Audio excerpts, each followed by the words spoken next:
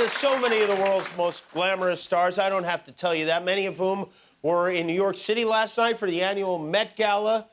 Guillermo, did you get invited to the Met Gala this year? No, I think they sent the email to the wrong people. You think so? Yeah. I didn't either. I have to tell you, my nightmare is getting invited to the Met Gala because I know my wife would make me go, and I'd be standing there like an idiot dressed as like an artichoke or something. But as is usually the case, there are many creatively preposterous outfits on display.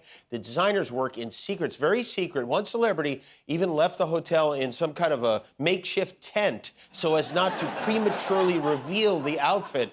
Or maybe this was the outfit, I don't know. All I know is I am all about it. It is iconic. And Andre 3000 came in with a full-size piano on his back. If I ever try to steal a piano, that's exactly how I'm gonna do it. Where are you going with that? It's for the Met Gala. Janelle Monáe had one of the most interesting costumes. This is called carrying a briefcase without actually carrying a briefcase. And if you zoom in, she's wearing a little clock as a monocle so she can keep an eye on how long till she can take this monstrosity of an outfit off. As usual, there was some controversy. Some believe that Lisa from Blackpink and the White Lotus was wearing underwear with Rosa Parks' face on it, which would be insane. But I don't know. It doesn't look like Rosa Parks to me. I will say one of the other faces does look familiar. It looks a little bit like you, right, Guillermo? It does, yeah. So in a way, you were at the Met Gala. I was there, yeah. The media coverage of this event is a lot. And I get that talking about outfits for 3 hours straight is mind-numbing, and maybe I'm just old, but the way these people use the word giving drives me nuts. There's something about her that just it's giving queen right now. It's really giving queen. She is giving us a refined look, and it's giving versatility. It is kind of giving Harlem Renaissance. It's giving vintage. It's giving Goldfinger. Sure. Giving regal realness today. It was giving coming to America, but coming to the Met. It's giving cornrows all the way around. Like, where does it start? Where does it end?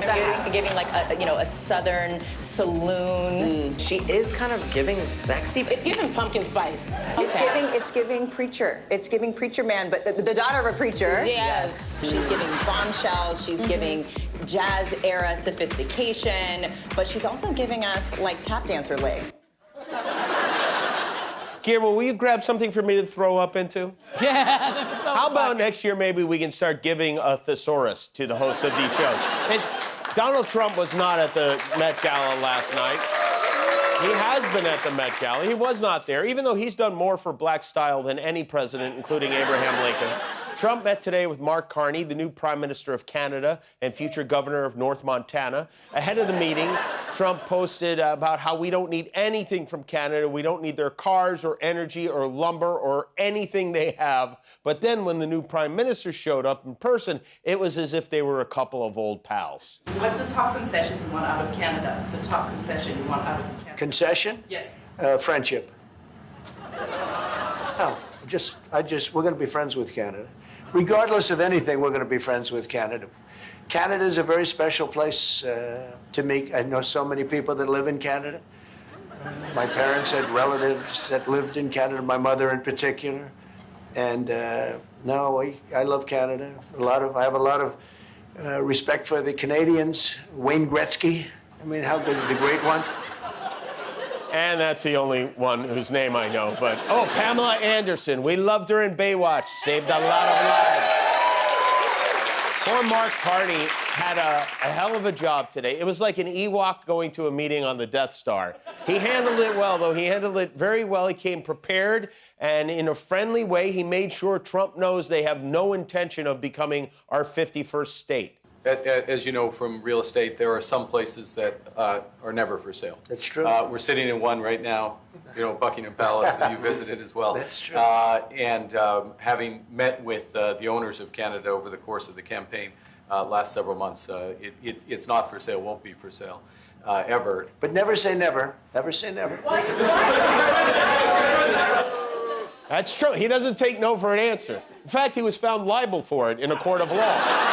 I mentioned last night Trump is planning to slap a 100% tariff on any movies filmed outside the United States. which caused every studio executive in Hollywood to double up on their Ativan yesterday.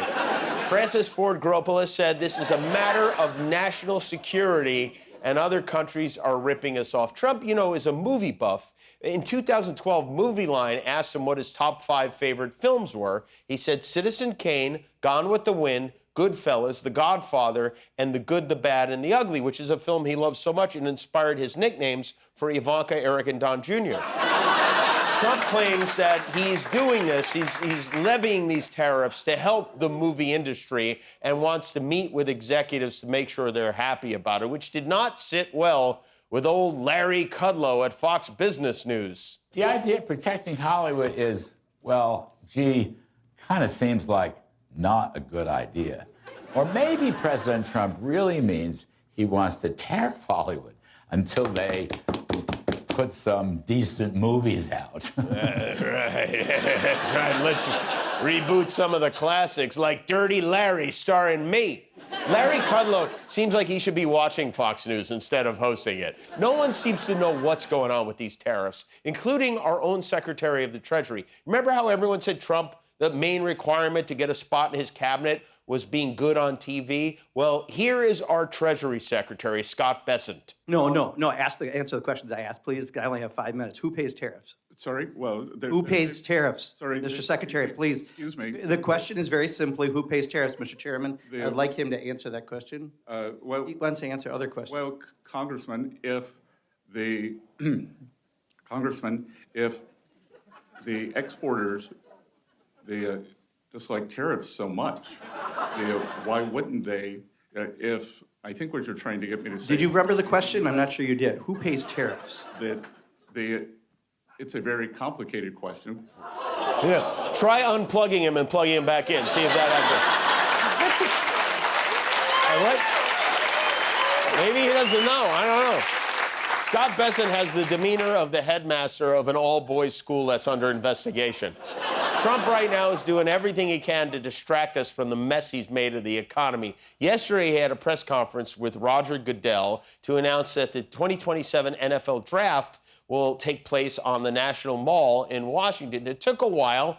We finally found a draft Trump won't dodge, and it's at the NFL. Not only did Trump announce the draft, he announced he has already been selected as the first overall pick in the draft. I hope the Titans need a 300-pound punter with bone spurs. He went on and on about how beautiful having the event in D.C. is going to be, which is interesting because when he was on the campaign trail just 4 months ago, he had a very different way of describing the city of Washington. Our nation's capital, which is a horrible killing field. It's a murder capital. It's a death trap. Oh, let's go, darling. Let's look at the Jefferson Memorial. And you end up getting shot, mugged, raped. They end up getting stabbed, killed, or shot. They end up with a bullet in their head. It's filthy, dirty. The roads are full of potholes. You're driving over garbage. It's a rat-infested, graffiti-infested hole. Well, I guess he had a change of heart or something. Trump also had one of his triumphant signing ceremonies where he sits at a desk and signs papers like a big shot. This time he busted out the big presidential Sharpie for an executive order raising awareness of mental health. This is a proclamation declaring National Mental Health Awareness Month. It's been a major priority for your administration. This is just a proclamation declaring this month to be National Mental Health Awareness Month. Yeah.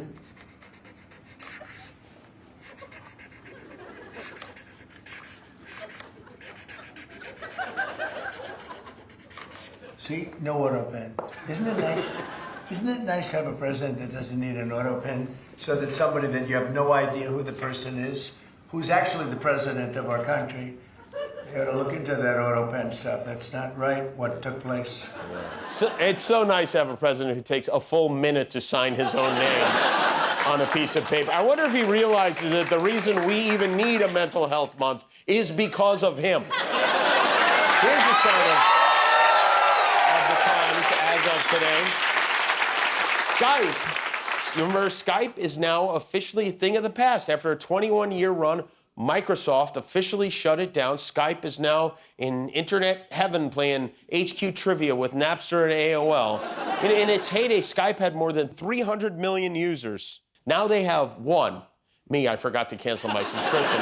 According to the Washington Post, Microsoft decided to end it because the service failed to adapt to evolving consumer needs. Of course, not helping was Skype's slogan, which was Zoom for people who haven't tried Zoom. Please don't try Zoom. Zoom gets all the glory now, but never forget, Skype was the original way for your coworkers to catch you masturbating during a meeting. And today is also Teacher Appreciation Day, which I think is an important day. I have some great teachers in the public schools I went to in Brooklyn and Las Vegas, and I owe them a lot. I also put them through a lot, as many of us do. So to honor teachers and to apologize for being annoying little rats, we decided to go out onto Hollywood Boulevard to give Americans passing by a chance to say I'm sorry to the educators who deserve it most. Do you have a teacher you want to apologize to? Yeah, John. When I was at boarding school, he used to live in the dormitory with us, and what we actually did was put a sheep in his bathroom, so when he went to go and do number twos, there was a sheep, big woolly sheep, in the bathroom, and he couldn't believe it. How did it get there? I want to apologize to my 7th grade math teacher back in IS 75. I got caught cheating on a math test, and she called me into her office, and I told her it was because my parents were having a divorce, which was true, but that's not the reason I cheated. I just cheated because I really liked the girl next to me, and it was a way of getting close to her and bonding with her. And did it work? Yeah, she rubbed my leg with her foot. That was pretty good for 7th grade, so it was probably worth it, yeah. Is there a teacher you'd like to apologize to? Yeah, my substitute teacher.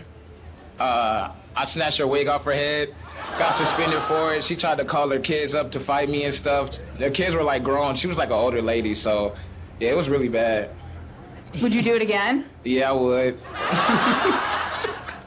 Is there a teacher you'd like to apologize to? Yeah, my teacher, Mr. Moots. So this new kid came into our class. His name is Kenny. And so I said a bad word because I stubbed my toe. And he just started saying it all year. Every day, he just kept on saying just every single time he just kept on saying Hey, Mr. Moots, I'm very sorry for saying and I didn't mean to say because I stubbed my toe and it hurt a lot. All right, well, we owe them a lot of apples. Thank you, teachers. Guillermo, do you know how many subscribers we have on YouTube now? 20 million. That's right, yeah, that's why we're wearing these glasses. Thanks for being a subscriber. If you're not, help us get to 20,000,001.